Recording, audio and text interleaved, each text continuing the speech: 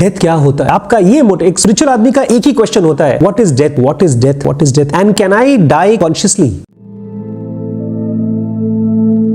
नमस्कार दोस्तों, स्वागत है आपका डीप नॉलेज में। कल हमने मृत्यु का सब्जेक्ट चूज किया था। रिम्पी के मौसा जी की डेथ हुई थी उसी संदर्भ में, लेकिन एक खाली मेरे किसी घर में डेथ होने की टॉपिक नहीं है। डेथ तो आपके घर का भी हिस्सा है। बड़ी अजीब बात है यार, हम सब मरते हैं, जानवर भी मरते हैं, लेकिन मैं जानवरों को रोता हुआ नहीं देखता हूं।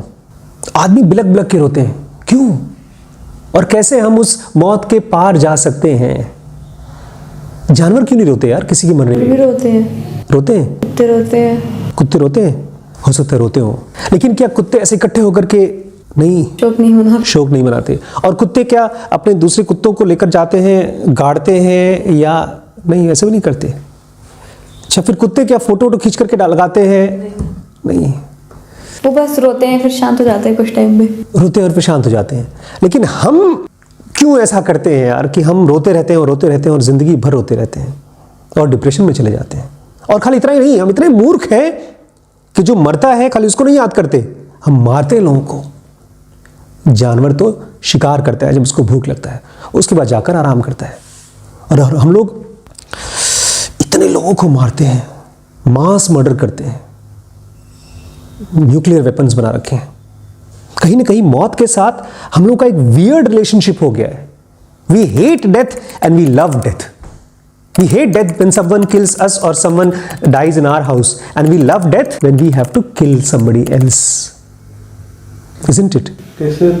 वॉर में देशभक्ति के नाम पर लोग मैसेकर कर देते हैं। एक हिटलर कहां से आया दुनिया में? कितना भी अजीब से अजीब जानवर हो, वो आपको तभी अटैक करेगा जब उसको भूख लगी है या वो डरता है। सांप आपके ऊपर अटैक तब करता है जब उसको लगता है कि आप उसको मारेंगे, लेकिन इंसान वो पूरा का पूरा देश के ऊपर अटैक करने को तैयार है। तो कहीं ना कहीं हमारा जो रिलेशनशिप है वो मौत के साथ अजीब हो गया है, क्योंकि हम मौत के प्रोसेस के पार नहीं देख पाते। और मैं आपको कल कन्विंस कर रहा था कि मौत क्या है? इल्यूजन है। और उसके लिए 3 चीजें मैं चाहता था इकट्ठी करें आप। सबसे पहला, आपको याद रहना चाहिए कि कोई भी आदमी जब मरता है तो एक पार्ट मरता है, लेकिन एक पार्ट ऐसा है that never dies, it can never die. Second चीज मैंने आपसे कहा था क्या इकट्ठा करना है? किताब के जरिए क्या इकट्ठा करना है? मेडिटेटिवनेस। जब आप एक किताब को धीरे धीरे पढ़ते हैं, और जो लोग नहीं पढ़ पाते वो कैसे इकट्ठा करें मेडिटेटिवनेस या एसेंस ऑफ कॉन्शियसनेस? वो सब्जी के जरिए कर सकते हैं। उस सब्जी को प्यार से काटें, वो जहां रहते हैं उस जगह को अच्छे से साफ रखें, अपने शरीर का ध्यान दें, वो धीरे धीरे चलें, क्योंकि इस बॉडी के जरिए हमको नहीं मालूम होता, हमारी बॉडी में ना जैसे दिए में ज्योति जलती है, ऐसे हमारी बॉडी में मेडिटेटिवनेस पनपता है, बनता है। कब? जब हम शांत होते हैं और धीरे धीरे चीजें करते हैं। और उसकी ढेर सारी मात्रा इकट्ठी करनी है मेडिटेटिवनेस की। उसको हम दूसरे नाम से जानते हैं एज एसेंस ऑफ कॉन्शियसनेस। और तीसरी चीज क्या थी? Will power.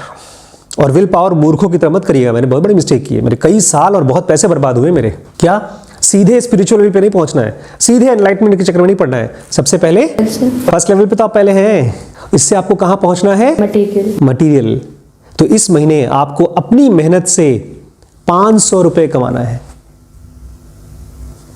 तब आप प्रूव कर सकते हैं कि हाँ मैं कुछ कर सकती हूं। और फिर थर्ड लेवल पे पहुंचेंगे, किसके? Spiritual will pay. इसके बाद 3 और चीजें मैं चाहता हूं आप इकट्ठी करें, और तभी आप मौत के पार देख सकते हैं। नेक्स्ट चीज है स्पिरिचुअल डायरेक्शन। एक तो होता है स्पिरिचुअल विल और दूसरा होता है स्पिरिचुअल डायरेक्शन। अब आप मुझे हेट करेंगे, पता है। एक तरफ मैंने आपसे कहा पैसे इकट्ठा करना है, बहुत पैसे कमाना है, फिर मैं आपसे कहूंगा उस पैसे को कमाकर किसको देना है? आपको। पापा तो बैंड में बजाए। मैं बोलूंगा सारे पैसे कमाकर कहां दो? हमारे झोली में डाल दे। कल हमारे क्लास में WBX में आप बैठी थी, एक बंदा था जो स्टॉक मार्केट में he became one of the richest man in the world for few days. का नाम था जेसी लिवरमोर, टोपी पहनता था वो, और स्टॉक मार्केट में बहुत यंग एज से उसने स्टॉक खरीदना शुरू कर दिया था, जब लोगों को पता भी नहीं था स्टॉक मार्केटिंग क्या होता है। और फिर जब great depression, stock market clash हो गया, तो उसकी बीवी डर रही थी कि कहीं ऐसा ना हो मेरे हस्बैंड ने भी सुसाइड कर लिया, बहुत लोग सुसाइड करे थे। और उसके साथ क्या हुआ था, बीवी बोलती क्या हुआ, तो बोलता कुछ नहीं, मैंने तो अगेंस्ट मार्केट बेट किया था और मैं दुनिया का रिचेस्ट मैन हो गया हूँ, कुछ भी कर सकते हैं। लेकिन उसके साथ क्या हुआ, 4 साल बाद उस बेचारे को पैसा हजम नहीं हुआ, सक्सेस हजम नहीं हुई। क्या किया उसने, सारा पैसा डुबो दिया। तो जब हम लोग पैसा इकट्ठा करने की कोशिश करते हैं और पैसा हमारी पर्सनालिटी का पार्ट हो जाता है, तो हम लोग भूल जाते हैं कि कैसे पैसा बिहेव करता है या कैसे पावर बिहेव करता है, और फिर ऐसे लोग डूब जाते हैं। ये इसलिए होता है क्योंकि लोग पैसे की मदद से अपने आप को स्ट्रांग बनाने की कोशिश कर रहे हैं। जब जेसी लिवरमोर मरेगा तो अगले जन्म में क्या बनेगा, someone who is hungry for money, because मरते समय उसके ब्रेन में सबसे ज्यादा पावरफुल थॉट क्या था, मेरा पैसा खत्म हो गया, पैसे की वजह से मरा वो। लेकिन अगर आप चौकन्ने हैं, आप सजग हैं, आपके अंदर में मेडिटेटिवनेस है, तब आप अपने आप को स्पिरिचुअल डायरेक्शन में ले जाएंगे। क्या होता है स्पिरिचुअल डायरेक्शन, आप कहते हैं पैसा बहुत कमा लिया हमने और पैसा कमाना भी चाहिए, लेकिन वो ऐसे है जैसे कि ऑक्सीजन या हवा या स्पेस या खाना, कितना खाते हैं जितना भूख लगी रहती है और बाकी रखा रहता है, और फिर आप ही की वजह से आसपास की दुनिया में बरकत आती है। एक बिलियनेयर था, he was the first billionaire, Chuck Feeney. उसने बहुत पैसे कमाए अलग अलग टाइप के बिजनेसेस करके, बहुत महंगे महंगे शराब और पता नहीं कौन कौन सी चीज़ें को उसने बनाया। लेकिन उसके बाद उसने देखा उसके घर में अजीबोगरीब टाइप की गरीबी आ रही है। पैसे तो आ गए, लेकिन उसके बाद उसके बच्चे अय्याश बनते जा रहे हैं, दिन भर पार्टीज और मजे मस्ती हो रहा था। जब आपके पास पैसे आते हैं तब आप बह जाते हैं। बट चक फिनी वैसा आदमी था जिसने पैसे को डोनेट तो किया, लेकिन बहुत सिस्टमेटिकली जहां जहां पर भी उस पैसे से रियल ट्रांसफॉर्मेशन आ सकता था वहां पर दिया, और छुप छुप के दिया। उसने कभी अपना नाम नहीं जाहिर किया। बहुत जैसे बिल गेट्स है तो उन्होंने फाउंडेशन बना दिया है, तो लोग इनकम टैक्स बचाने के लिए या हो सकता है और किसी वजह से डोनेशन देते हो, बट अपना नाम जाहिर करते हैं। बट चक फिनी जैसा आदमी बहुत कम होता है। वो रियल सेंस में अगर जब चक फिनी मरा होगा तो अगले जन्म में वो पैसे के लिए पागल नहीं था। He must have gone into a spiritual zone या स्पिरिचुअल डायरेक्शन। तो मैं चाहता हूं अब आप पैसा कमाइएगा, because somewhere it will help you to realise your strength. इसको हम लोग याद है कल WBS में क्या पढ़ रहे थे, अनब्रेकेबिलिटी। तो आपको पैसा इसलिए कमाना है क्योंकि आप फाइनेंशियली अनब्रेकेबल बने, कोई आपको तोड़ ना सके। लेकिन पैसे के लिए पागल नहीं बनना है, ये कैसे पता चलेगा, जब आप स्पिरिचुअल डायरेक्शन में जाएंगे। और वो कैसे होगा, याद करिएगा कल हमने बात की थी राजा कौन से, राम जी के जनक। उन्होंने पैसा इकट्ठा किया, लेकिन उसके बाद अपना पूरा टाइम कहां स्पेंड करते थे, इन स्टडीइंग स्पिरिचुअलिटी। कहा जाता था एक बार कोई ऋषि थे, तो उनका शिष्य ध्यान सीखने की कोशिश कर रहा था, स्पिरिचुअली सीखने की कोशिश कर रहा था, नहीं कर पा रहा था। वही वाला होगा लेवल 1 न्यूट्रल विल प्योर, जाके ध्यान कर रहा है और याद आ रहा है उसको अपने घर, अपने मौज मस्ती। तो उनको जाके बोला जाओ तुम वहां जनक को देखो, और जनक को देखा तो ही वॉज अमेज्ड। ये आदमी एक तरफ जब काम धाम करता था अपने राज दरबार की, तो पूरी तरह से इन्वॉल्व होकर के, as if he is the most सबसे लालची राजा है, जो पैसे रुपए के बारे में, पावर के बारे में खूब अच्छे से इन्वॉल्व होकर बात कर रहा है, काम कर रहा है। और वहीं पर जब वो अलग होकर के ध्यान व्यान करने की कोशिश करता है या डिटैच्ड होने की कोशिश करता है, तो वो पूरी तरह से अलग है, उसका किसी से कोई मोह नहीं, जैसे रमन महर्षि। इस तरफ आपको जाना है, स्पिरिचुअल डायरेक्शन रेडी करना है। अगर ऐसा नहीं करते हैं तो आप फंस सकते हैं।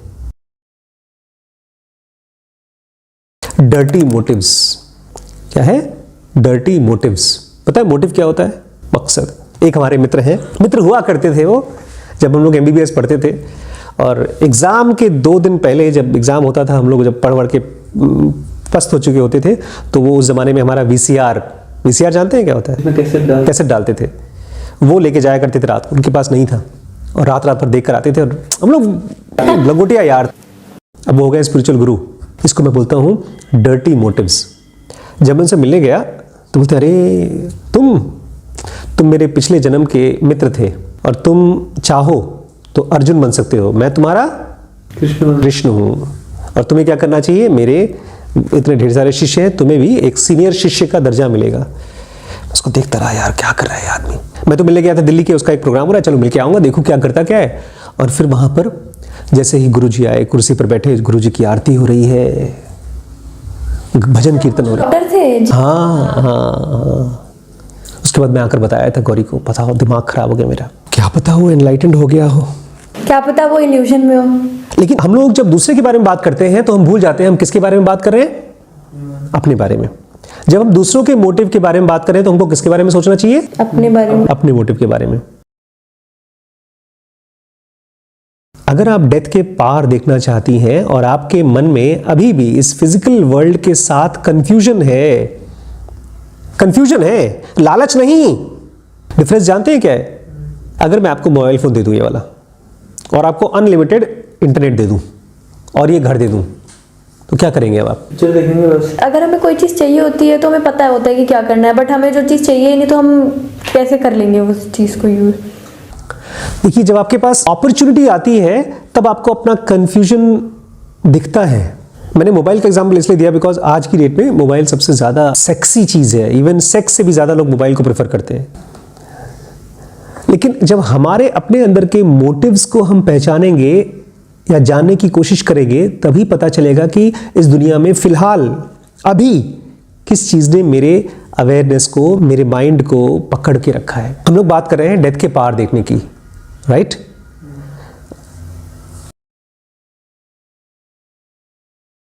अभी कल एक मैम से बात हो रही थी, उनके हस्बैंड की डेथ हो गई है और वो जब भी कुछ भी करती है तो उनको अपने हस्बैंड की याद आती है।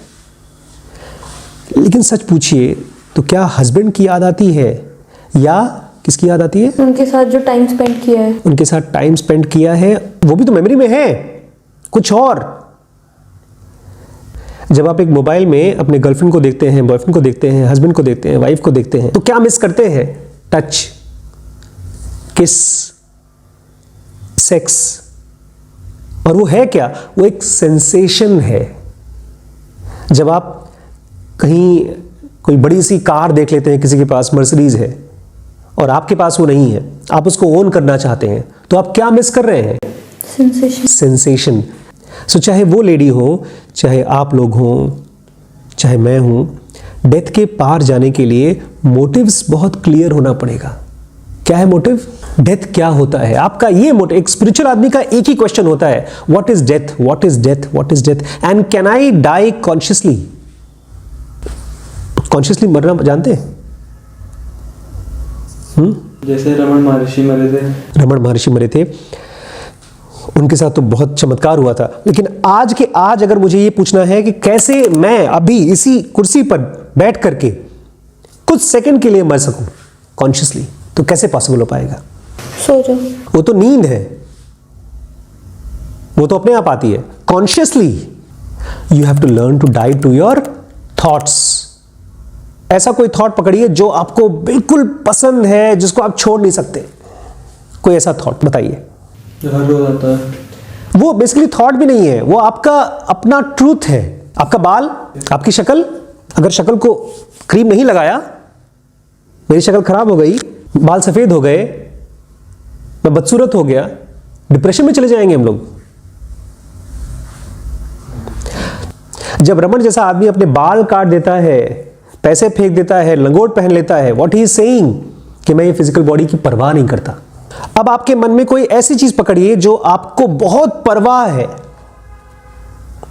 आपकी कॉलेज में बेइज्जती हुई, रमन के साथ भी हुई थी, चोर आए थे, चोरों ने उनके यहां चोरी की प्लस उनकी बेइज्जती की, और उनके साथ ये ऑप्शन भी था कि हम चाहें तो उनसे बदला ले सकते हैं, लेकिन रमन ने क्या किया?